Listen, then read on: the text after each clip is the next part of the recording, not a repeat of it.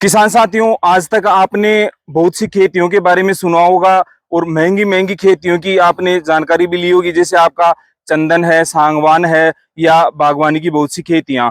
परंतु इन सभी खेतियों के लिए किसान के पास पर्याप्त संसाधनों का होना आवश्यक है। संसाधनों की बात करें तो खेत उपजाऊ होना चाहिए, पर्याप्त मात्रा में पानी होना चाहिए, पर्याप्त मात्रा में मानव श्रम होना चाहिए, तभी आप उससे एक अच्छा मुनाफा ले सकते हैं।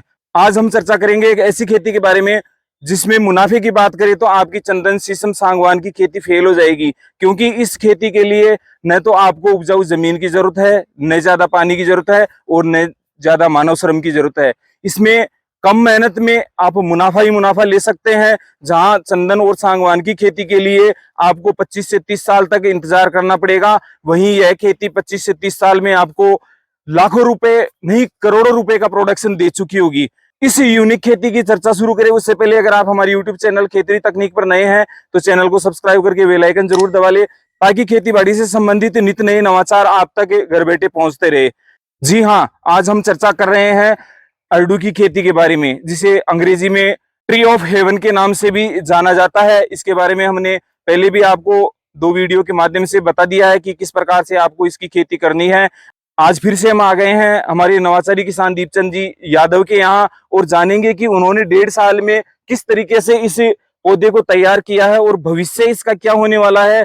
अगर आप भी कम खर्च, कम मेहनत और कम पानी में लाखों रुपए सालाना की कमाई जनरेट करना चाह रहे हैं तो आपका ट्री ऑफ हेवन आपके लिए वरदान साबित हो सकता है। आइए मिल लेते हैं दीपचंद जी से और जान लेते हैं इस खेती में आगे वो क्या करने वाले हैं और कैसे इस खेती से मुनाफा कमाएंगे। आइए दीपचंद जी, राम राम साहब। राम राम जी, राम राम जी। दीपचंद जी, लगभग आपकी इस खेती को 1.5 साल हो गए। हाँ। और कई लोगों से मैं सुनता हूं कि यार अरडू की खेती में क्या है। तो सबसे पहले तो मैं किसान साथियों को बता दूं, ये दीपचंद जी का जो खेत है लगभग 2 हेक्टेयर का खेत है और यहाँ से हाईवे गुजर रहा है, सामने कॉलोनियां बसी हुई है, पेट्रोल पंप बना हुआ है। अगर आज मोटा मोटा इस जमीन की अगर कीमत अपन आके न तो 1 से 1.5 करोड़ रुपए बीघा की जमीन है और उसमें दीपचंद जी ने अरडू की खेती की है। तो दीपचंद जी, इतनी महंगी जमीन में आपने अरडू की खेती की है। आप जैसे अपने चंदन है, शीशम है, सांगवान है, इनकी खेती भी कर सकते थे, फिर अरडू की खेती का ही चुनाव करने का क्या कारण रहा? अरडू की खेती तो जैसे है कि जैसे कम पानी में हो जाती है। मेरे एक फार्म पॉन्ड है, इसी में 2 हेक्टेयर में पानी लग जाता है। अच्छा। वर्ष बारिश का जल इकट्ठा होता है और इसी में कम पानी में हो जाती है। दूसरी बात, इसमें मानव श्रम, लेबर की आवश्यकता नहीं होती है जी। और इसमें अतिरिक्त खाद वगैरह अपन डालना नहीं पड़ता है। इसके अलावा कोई फंगीसाइड, पेस्टिसाइड वो डालने का नहीं है। यानी आपका कहने का मतलब ये है कि जिन किसान साथियों के पास अगर उपजाऊ जमीन नहीं है, बरसात का पानी थोड़ा बहुत इकट्ठा हो रहा है और मानव श्रम नहीं है और जो खर्चा भी नहीं करना चाहते, हाँ, वो किसान साथी अरडू की खेती को कर सकते हैं, आराम से कर सकते हैं। बिल्कुल बंजर जमीन में भी हो जाएगी ये खेती। नहीं तो आप कह रहे हैं कि भाई बंजर जमीन में भी खेती हो जाएगी, तो फिर मुनाफा भी आपको चंदन सांगवान के बनिस्बत कम मिलेगा, खर्चा कम कर रहे हैं तो कम कहाँ मिलेगा? क्यों? सागवान तैयार होगा जितनी देर में इसकी 3 बार हार्वेस्टिंग हो जाएगी। तो लगभग ये कितने समय में ये पौधा तैयार होकर कट जाएगा? 10 साल में। 10 साल में कट जाएगा। हाँ। अच्छा, 10 साल में आप इसकी केयरिंग कर रहे हैं। इस ड्यूरेशन में आपको इससे और कोई प्रोडक्शन वगैरह मिलने वाला है क्या? प्रोडक्शन तो इसके 2-3 साल में पत्ते तैयार हो जाते हैं, तो मवेशियों के लिए पत्ते बिक जाते हैं। अच्छा, लगभग कितने रुपए का आप जैसे एक पौधा है उसके पत्ते साल में बेच देंगे? वो तो छोटे पौधे का तो कम होता है, जैसे जैसे पेड़ बढ़ेगा वैसे वैसे जैसे पत्ते ज्यादा होंगे उस हिसाब से वो बिकता जाएगा। यानी एवरेज अपन माने कि भाई 10 साल में आपका पौधा तैयार हो रहा है तो 10 साल में 3-4 साल के बाद इसके पत्ते मिलना शुरू हो जाएंगे और आप एवरेज लगभग 300-400 या 500 रुपए तक पौधा बिक जाएगा। तो अब किसान साथी देख सकते हैं, चंदन सांगवान की जो खेती है, जब तक आपका पौधा मिच्योर नहीं होगा उससे कोई इनकम जनरेट नहीं होगी। जबकि आपका जो अरडू का पौधा है, दीपचंद जी बता रहे हैं कि इसके 3 से 4 साल बाद जो पत्ते हैं वो मवेशियों के लिए उपलब्ध रहते हैं। और मवेशी जैसे आपकी भेड़ है, बकरी है, साथ ही कई किसानों को मैंने देखा है कि गाय भैंस को भी खिलाते हैं और उनका कहना है कि इससे फेट में वृद्धि होती है। तो ये तो भी अच्छा देता है। एक प्लस पॉइंट है कि आपको चारा भी फ्री में मिल रहा है और साथ में जैसे आप जब इनके पत्तों की हार्वेस्टिंग करेंगे तो ईंधन की लकड़ी भी आपको मिलती होगी, तो उससे भी आपको इनकम जनरेट हो रही है। कुल मिला के अगर बात करें तो 4 साल के बाद आपका पौधा आपको इनकम देना शुरू कर देगा। दीपचंद जी कितने पौधे हैं अपने यहाँ?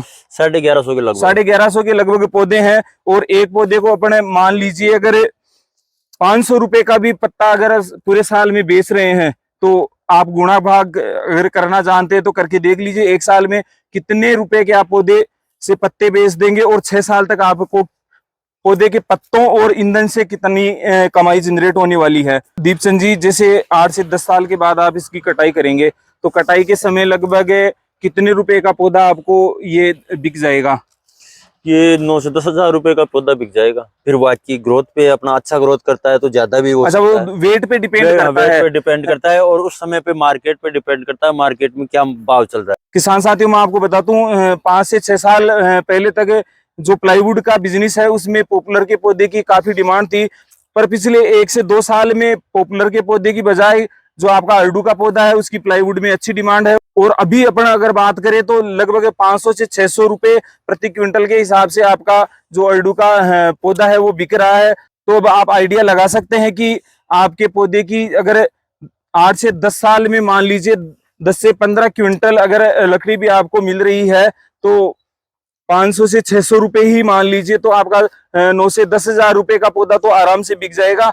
तो आप देख लीजिए दीपचंद जी के पास 1150 पौधे हैं और एक पौधा अगर आपका 9 से 10 हजार रुपए का भी अगर बिक रहा है तो 1150 को आप 9,000 से या 10,000 से मल्टीप्लाई कर लीजिए, इनका जो रेवेन्यू है वो करोड़ों में जनरेट होगा। जबकि 8 से 10 साल में आपका शीशम, सागवान या चंदन है वो इतनी इनकम नहीं देगा। अच्छा दीपचंद जी जैसे आपने इसको 8 से 10 साल बाद काट दिया, फिर आगे आप क्या करेंगे इसमें खेत में? आगे वापस तैयार हो जाएगा पौधा। अच्छा वापस से तैयार हो जाएगा या आपको नर्सरी दोबारा से लगानी पड़ेगी? कोई नर्सरी लगाने की जरूरत नहीं। अच्छा नर्सरी लगाने की जरूरत नहीं है। कितनी बार अपन इस पौधे से दोबारा रीजनरेट पौधा बना सकते हैं? जब तक चाहो जब तक। गजब है। अब आप देख सकते हैं किसान साथियों, मतलब एक ऐसा पौधा जिससे आप लाइफ टाइम इनकम ले सकते हैं बिना किसी खर्चे के।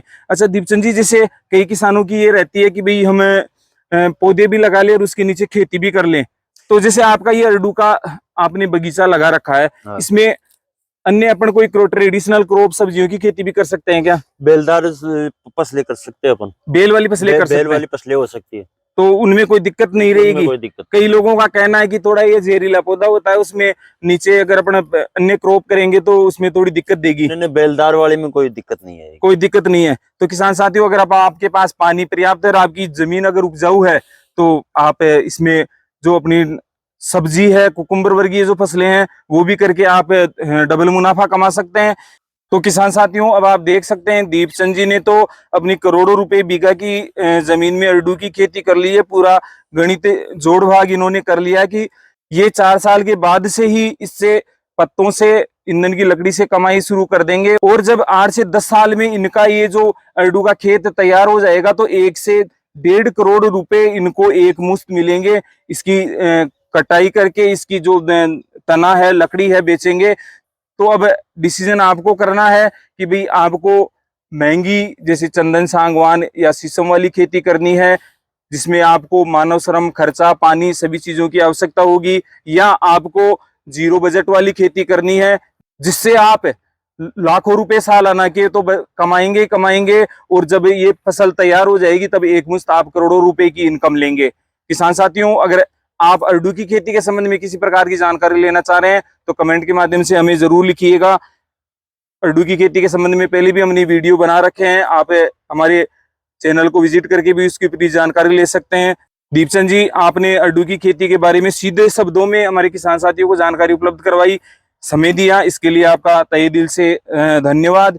तो किसान साथियों आज के लिए बस इतना ही, फिर मिलेंगे आपके अपने YouTube चैनल खेतरी तकनीक पर खेतीबाड़ी से संबंधित ऐसे ही नवाचारी जानकारियां लेकर जो आपको कम से कम खर्चे, कम से कम मेहनत में एक अच्छा मुनाफा देगी, खेती को बतौर बिजनेस विकसित करने में आपकी मदद करेगी। तब तक के लिए सभी किसान साथियों को राम राम, जय हिंद, जय भारत।